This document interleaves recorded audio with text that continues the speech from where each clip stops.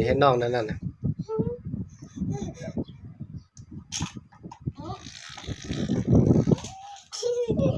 โอ้ค่อยๆเด้โอ้สิล้มถึ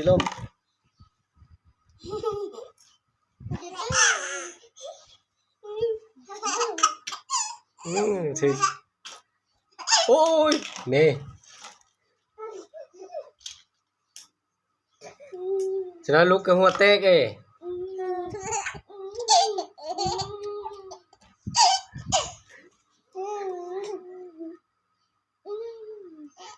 เบิ่งอายเพิ่นเฮ็ด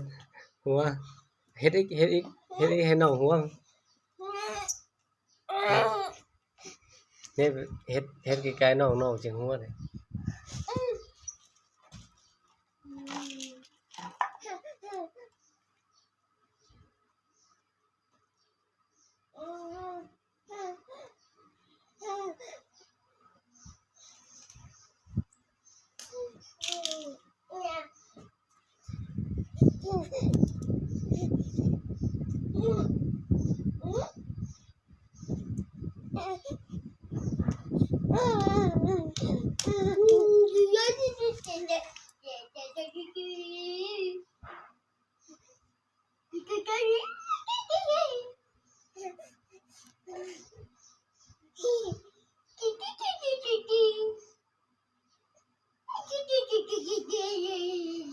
อย่าเฮ็ดนะอย่าเฮ็ดหัวน้อง